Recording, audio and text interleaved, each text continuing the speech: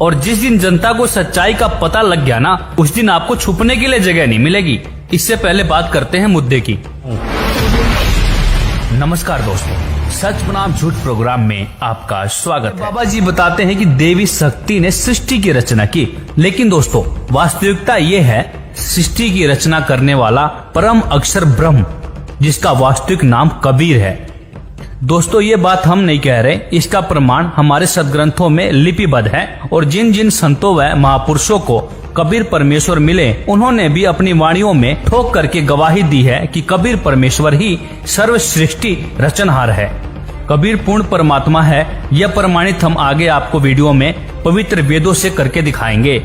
पहले बात करते हैं देवी जी के ऊपर, जिसमें देवी जी खुद देवी भागवत महापुराण में किसी अन्य ब्रह्म की पूजा करने को कहती है। वह अपनी पूजा भी करने को मना करती है। और ब्रह्म श्रीमद् भागवत गीता में कहते हैं कि वह परम ब्रह्म है, जो सर्व सृष्टि उत्पादक और पूजनीय है। तो इस प्रकार देवी जी सर्व सृष्टि रचनहार कैसे हुई, आइए देखते हैं देवी भागवत महापुराण में। ये देखिएगा, श्रीमद् देवी भागवत सचित्र मोटा टाइप, गीता प्रेस गोरखपुर से प्रकाशित, 7वां स्कंद, और ये 562 पृष्ठ पे, ये 562 पृष्ठ। देवी के द्वारा हिमालय को ज्ञानोपदेश और ब्रह्म स्वरूप का वर्णन। सौम्य, इसको हम अविनाशी बता रही है ब्रह्म को, दुर्गा अक्सर ब्रह्म कहती है। उस वेदने योग्य लक्ष्य का तुम वेदन करो, मन लगाकर उसमें तन्मय हो जाओ। सौम्य, उपनिषद में कथित महान अस्त्र रूप धनुष को लेकर उपासना द्वारा तीक्ष्ण किया हुआ बाण संधान करो, और फिर भावानुगत चित्त के द्वारा उस बाण को खींचकर उस अक्षर रूप ब्रह्म को, अक्षर ब्रह्म समझो, ही लक्ष्य बनाकर वेदन करो। उसका मंत्र क्या बता रही है अक्षर ब्रह्म का? ओम। प्रणव माने ओम, धनुष है, जीवात्मा जाप करे और ब्रह्म को उद्देश्य रखे। आगे देखो, उस एकमात्र परमात्मा को ही जाने, दूसरी सब बातों को छोड़ दे। यहाँ दुर्गा जी ने अपनी साधना को भी रिजेक्ट कर दिया कि केवल उस एक ब्रह्म को ही जाने। यही अमृत रूप परमात्मा के पास पहुंचाने वाला पुल है। अब दुर्गा क्या कह रही है कि केवल एक ब्रह्म की पूजा करो, मेरी पूजा भी छोड़ दो। इस आत्मा का परमात्मा का को ओम के जप के साथ ध्यान करो। इससे अज्ञान में अंधकार से सर्वथा परे और संसार समुद्र से उस पार जो ब्रह्म है उसको पा जाओगे, तुम्हारा कल्याण हो। दोस्तों जैसे कि आपने देखा, यहाँ पर दुर्गा जी खुद अपनी पूजा को रिजेक्ट करके ब्रह्म की पूजा करने को कहती है। और आगे आपको दिखाएंगे वह ब्रह्म श्रीमद् भागवत गीता में किसी अन्य परमेश्वर की पूजा करने को कहते हैं। अब आइए देखते हैं श्रीमद् भागवत गीता जी में जो ब्रह्म है वह किसी अन्य की पूजा करने को कह रहे हैं। श्रीमद् भागवत गीता के अध्याय 18 के श्लोक नंबर 62 में क्या लिखा है? हे भारत, तू सर्व प्रकार से उस परमेश्वर की ही शरण में जा। उस परमात्मा की कृपा से ही तू परम शांति को तथा सनातन परम धाम को प्राप्त होगा। इसी तरह गीता अध्याय 15 के श्लोक नंबर 16-17 में स्पष्ट किया गया है कि 3 प्रभु हैं, एक क्षर पुरुष ब्रह्म, दूसरा अक्षर पुरुष पर ब्रह्म और तीसरा परम अक्षर पुरुष यानी पूर्ण ब्रह्म। क्षर पुरुष तथा अक्षर पुरुष वास्तव में अविनाशी नहीं है। वह अविनाशी परमात्मा तो इन दोनों से अन्य ही है। वही तीनों लोकों में प्रवेश करके सर्व का धारण पोषण करता है। इसके अनुवादक है जयदाल गोविंद का और प्रकाशक है श्री गीता प्रेस गोरखपुर। 15वें अध्याय और श्लोक नंबर 16 यहाँ पर है। इसमें 2 परमात्मा, 2 प्रभु, 2 ब्रह्म लिखे हैं। द्वौ इमौ पुरुषो लोके सर च अक्षर है एव च सर सर्वाणी भूतानि कुटस्थ अक्षर उच्यते। इस सर पुरुष और अक्षर पुरुष के लोकों को पृथ्वी वाला लोक बोलते हैं। इस लोक में सरपुरुष, इसको यहाँ और यहाँ दोनों जगह लगा लेंगे। सरपुरुष और अक्षर पुरुष ये 2 ब्रह्म हैं, 2 भगवान हैं, 2 प्रभु हैं। और इन दोनों के लोकों में सभी प्राणियों के स्थूल शरीर तो नाशवान है, सर है, और जीवात्मा अविनाशी कहते हैं। या इन्हीं के अनुवाद में इस संसार में नासवान और अविनाशी भी दो प्रकार के पुरुष माने प्रभु हैं। पुरुष माने प्रभु हैं, दो स्वामी हैं, दो, एक सरपुरुष कहो, दूसरे को अक्षर पुरुष कहो। इन्होंने अविनाशी पुरुष लिख दिया अक्षर पुरुष को, और सरपुरुष को नासवान कर दिया। नासवान ये भी अविनाशी, ये भी नासवान ही है, लेकिन इसको कैसे सिद्ध करेंगे आगे बताएंगे। और संपूर्ण प्राणियों के शरीर तो नासवान है, जीवात्मा विनाशी कहा जाता है। अब ये अक्षर पुरुष भी नासवान है, अक्षर पुरुष दो परमात्मा है। अब इससे सिद्ध होगा ये कैसे नासवान है। 17वें में कहा है कि उत्तम पुरुष तो अन्य है, उत्तम पुरुष पुरुषोत्तम श्रेष्ठ परमात्मा वास्तव में जो सही श्रेष्ठ भगवान है वो तो इन ऊपर वर्णित सरपुरुष और अक्षर पुरुष से, इस अक्षर पुरुष को परब्रह्म भी कहते हैं, सरपुरुष को ब्रह्म भी कहते हैं। ब्रह्म और परब्रह्म से वो कोई और है, उत्तम पुरुष तो अन्य है, वो तो कोई और है। परमात्मा इति उदाहरते, जिसको भगवान कहा जाता है। और यह लोक तरम आविश्य विभर्ति अव्यय ईश्वर है, जो तीनों लोकों में प्रवेश करके सबका धारण पोषण करता है, वो है अविनाशी परमात्मा, अविनाशी परम अक्षर ब्रह्म, वो परम अक्षर ब्रह्म है। 8वां अध्याय। अर्जुन ने पूछा प्रथम उसमें, किम तत्ब्रह्म किम अध्यात्म, हे परमात्मा तत्ब्रह्म क्या है, तत्ब्रह्म क्या है, वह ब्रह्म क्या है। इसका उत्तर उसने तीसरे मंत्र में दिया है, 8वें अध्याय के ही। वह परम अक्षर ब्रह्म है, एक सरब्रह्म एक अक्षर ब्रह्म, ये परम अक्षर ब्रह्म है। अभी देखिएगा 15वें अध्याय का गीता अध्याय नंबर 15 और श्लोक नंबर ये है 4 है। उसके पश्चात उस परम पद रूप परमेश्वर को भली भांति खोजना चाहिए, जिसमें गए हुए पुरुष यानी साधक फिर लौटकर संसार में नहीं आते, और जिस परमेश्वर से पुरातन संसार वर्ष की प्रवृत्ति विस्तार को प्राप्त हुई है, उसी आदि पुरुष नारायण की मैं शरण हूँ। इस प्रकार दृढ़ निश्चय करके उस परमेश्वर का मनन और निधि ध्यान करना चाहिए। इससे सिद्ध हुआ कि सृष्टि का रचयिता अन्य कोई पुरुष परमेश्वर है, ना कि देवी जी। देवी जी का तो हमारे सदग्रंथों में सृष्टि रचयिता होने का कहीं प्रमाण ही नहीं मिलता है। यहाँ पर तो परम अक्षर पुरुष को कहा गया है, ना कि देवी जी को। दोस्तों, जैसे कि आपने देखा, देवी जी ब्रह्म की पूजा करने को कहती है। फिर गीता जी 18 के 62 में आपने देखा कि जो ब्रह्म है वह किसी अन्य परमेश्वर की शरण में जाकर पूजा करने को कहते हैं।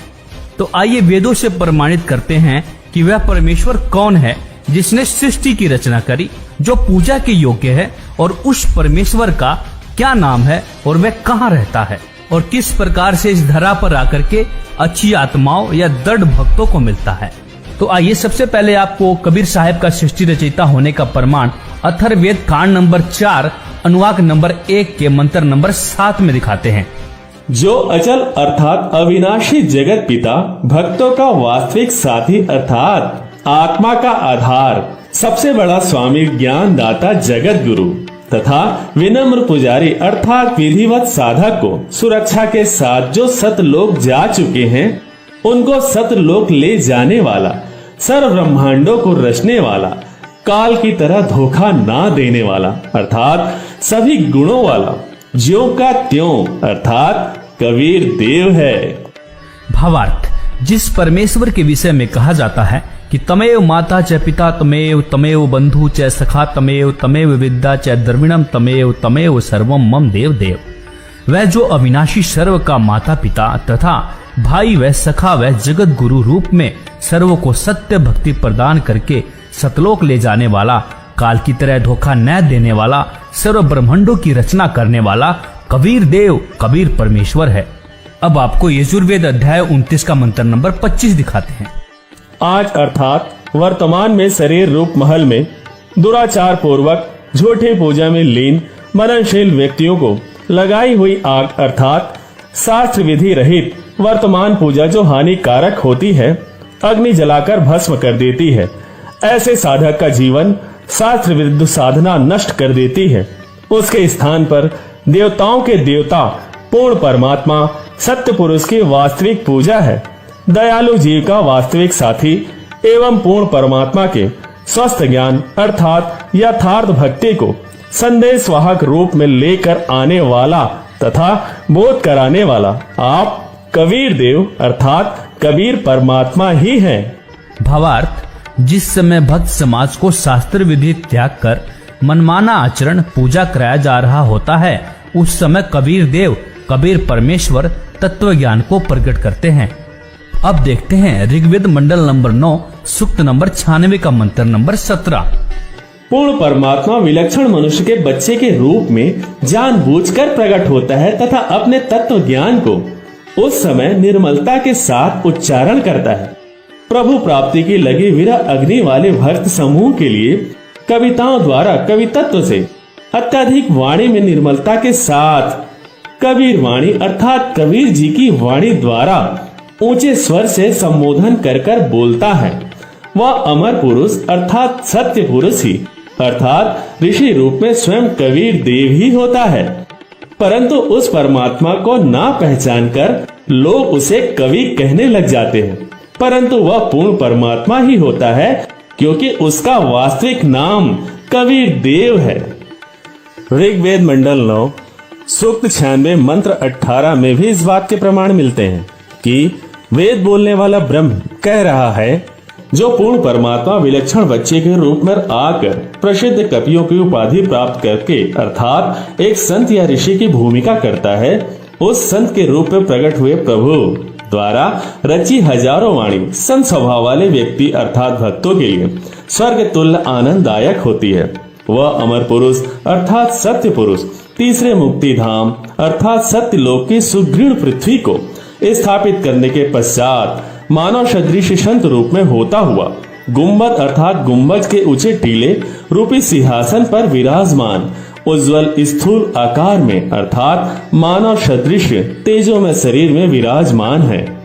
भावार्थ, मंत्र नंबर 17 और 18 में कहा गया है कि कबीर देव शिशु रूप धारण कर लेता है, लीला करता हुआ बड़ा होता है, कविताओं द्वारा तत्व ज्ञान वर्णन करने के कारण कवि की पदवी प्राप्त करता है अर्थात उसे ऋषि संत व कवि कहने लग जाते हैं। वास्तव में वह पूर्ण परमात्मा कबीर ही है। उसके द्वारा रची अमृतवाणी कबीर वाणी कही जाती है, जो भक्तों के लिए स्वर्ग तुल्य सुखदायी होती है। आइए अब देखते हैं सामवेद अध्याय 4 के खंड 25 के श्लोक 8 के शब्दार्थ को। पूर्ण समर्थ कबीर देव अर्थात कबीर परमेश्वर विशाल शक्ति युक्त अर्थात सर्वशक्तिमान तेज पुंज का शरीर मायावी बनाकर प्रकट होकर अर्थात अवतार धरकर अपने सत्य शब्द व सत्य नाम रूपी शस्त्र से काल ब्रह्म के पाप रूपी बंधन रूपी किले को तोड़ने वाला टुकड़े टुकड़े करने वाला सर्व सुखदायक परमेश्वर सर्व जगत के सर्व प्राणियों को मनसा वाचा कर्मणा अर्थात पूर्व निष्ठा के साथ अन्यन्य मन से धार्मिक कर्मों द्वारा सत्य भक्ति से स्तुति उपासक करने योग्य है। अब आपको दिखाते हैं वेदों के अनुसार वह असंख्य ब्रह्मांड का मालिक संत रूप धारण करके उपदेश देने की इच्छा से मृत्यु लोक पर आकर महापुरुषों से मिलते हैं। ऋग्वेद मंडल 9 सूक्त 82 मंत्र 1 और 2 का भावार्थ है कि जो सर्वोत्पादक प्रभु प्रकाश स्वरूप सद्गुणों की वृष्टि करने वाला पापों का हरण करने वाला वह राजा के समान दर्शनीय है और वह पृथ्वी आदि लोक लोकांतरों के चारों ओर शब्द मान हो रहा है। वह वर्णीय पुरुष को जो दृढ़ भक्त हैं उनको पवित्र करता हुआ प्राप्त होता है। जिस प्रकार विद्युत स्नेह वाले स्थानों को आधार बनाकर प्राप्त होती है, उसी प्रकार उक्त गुणों वाले परमात्मा ने इस ब्रह्मांड को उत्पन्न किया है। हे परमात्मा, उपदेश करने की इच्छा से आप महापुरुषों को प्राप्त होते हैं और आप अत्यंत गतिशील पदार्थ के समान हमारे आध्यात्मिक यज्ञ को प्राप्त होते हैं। आप सर्वज्ञ हैं, शुद्ध स्वरूप हैं। हमारे पापों को दूर करके हे सोम आप हमको सुख दें और प्रेम भाव को उत्पन्न करते हुए पवित्रता को उत्पन्न करें। ऋग्वेद मंडल 9 सूक्त 86 मंत्र 26 में भी स्पष्ट उल्लेख है। आप देखेंगे यहाँ भी इसी बात का प्रमाण है कि यज्ञ करने वाले यजमानों के लिए परमात्मा सभी रास्तों को सुगम करता हुआ उनके विघ्नों को मर्दन करता है और उनको पवित्र करता हुआ अपने रूप को सरल करता हुआ वह कांति में परमात्मा कबीर देव विद्युत के समान क्रीड़ा करता हुआ वर्णीय पुरुष को प्राप्त होता है। यहाँ एक विशेष बात ध्यान देने योग्य है कि कांति में परमात्मा कबीर है। कवि का अर्थ यहाँ सर्वज्ञ किया गया है। आप खुद समझदार हैं। मूल संस्कृत में साफ लिखा हुआ है कबीर, और कवि का अर्थ सर्वज्ञ हो ही नहीं सकता। हम सभी पढ़े लिखे हैं और हम सब जानते हैं कि अंग्रेजी से हिंदी बनाते समय किसी व्यक्ति के नाम का अर्थ नहीं किया जाता। उसी प्रकार सभी धर्म ग्रंथों में जहाँ भी कबीर, कबीर देव, कबीरन आदि नामों का अर्थ नहीं करना चाहिए। परमेश्वर कबीर साहब जी ने कहा था कि हम ही अलख अल्लाह हैं, कुतुब गौस और पीर, मैं हूँ खालिक धनी, मेरा नाम कबीर। ये स्वामी सृष्टा में सृष्टि हमरे तीर, दास गरीब अधर बसूं अविगत सत्य कबीर। सतयुग में सतसुग्रत कह टेरा, त्रेता नाम मुनिंदर मेरा, द्वापर में करुणा में कहाया, कलयुग नाम कबीर धराया। 16 शंख पर हमरा तकिया, गगन मंडल के जिंदा, हुक्म हिसाबी हम चले आए, काटन यम के फंदा। पवित्र वेदों के अनुसार कबीर परमेश्वर जिन महापुरुषों से आकर मिले हैं, अब उन महापुरुषों की अमृत वाणियों से रूबरू करवाते हैं जिन्होंने कबीर साहिब को सर्वसृष्टि रचनहार बताया है। उनमें से हैं संत गरीबदास जी छुड़ानी हरियाणा वाले, सिख समाज के महान गुरु नानक देव जी, संत दादू जी, संत रविदास जी, संत धनी धर्मदास जी, संत मुलुकदास जी और संत घीसादास जी, संत नाभादास जी। संत गरीबदास जी ने कहा है, अनंत कोटि ब्रह्मंड का एक रति नहीं भार, सतगुरु पुरुष कबीर हैं कुल के सिरजनहार। हम सुल्तानी नानक तारे, दादू को उपदेश दिया, जाति जुलाहा भेद न पाया, काशी माहे कबीर हुआ। संत नानक देव जी ने कहा है कि खालक आदम सिरजिया, आलम बड़ा कबीर, कायम दायम कुदरती, सिर पीरा दे पीर, सजदे करे खुदाई नु, आलम बड़ा कबीर। भाई सूरत मलुक की वेश, ऊ ठगवाड़ा ठगी देश, खरा सियाणा बहुता भार, धानक रूप रहा करतार। फिर संत दादू जी ने कहा है कि जिन मोको निज नाम दिया, सोई सतगुरु हमार, दादू दूसरा कोई नहीं, कबीर सिरजनहार। अर्थात कबीर साहिब जी ही सृष्टि के रचयिता, सिरजन रचना करने वाले हैं। फिर नाभादास जी लिखते हैं कि वाणी अरबों खरबों हैं, ग्रंथ कोटि हजार, कर्ता पुरुष कबीर हैं, रहे नाभे विचार। फिर संत रविदास जी कहते हैं, साहेब कबीर समर्थ है, आदि अंत सर्वकाल, ज्ञान गम्य से दे दिया, कह रहदास दयाल। फिर मुलुकदास जी ने कहा है कि जपोरे मन साहेब नाम कबीर, जपोरे मन परमेश्वर नाम कबीर। 4 दाग से सतगुरु न्यारा, अजरो अमर शरीर, दास मलूक सलूक कहते हैं, खोजो खसम कबीर। फिर धर्मदास जी ने कहा है कि आज मोहे दर्शन दियो जी कबीर, सत्य लोक से चलकर आए, काटन जम की जंजीर, हिंदू के तुम देव कहाए, मुसलमान के पीर। धर्मदास की अर्ज गोसाई, बेड़ा लगाइयो पर लितीर। दोस्तों, जैसा कि आपने देखा, विश्वसनीय चारों वेद व महापुरुषों की वाणियों में कबीर परमेश्वर जी को ही संपूर्ण सृष्टि रचनहार बताया गया है, और श्री देवी जी को हमारे सदग्रंथों में ना ही संपूर्ण सृष्टि रचनहार और ना ही पूजा के योग्य बताया गया है। इति सिद्धम, कबीर परमेश्वर ही संपूर्ण सृष्टि रचनहार और पूजा के योग्य हैं। इस पे आपकी क्या राय है? अपनी राय अवश्य दें। वीडियो अच्छी लगी हो तो लाइक, कमेंट और शेयर जरूर करें, और चैनल को सब्सक्राइब करना ना भूलें।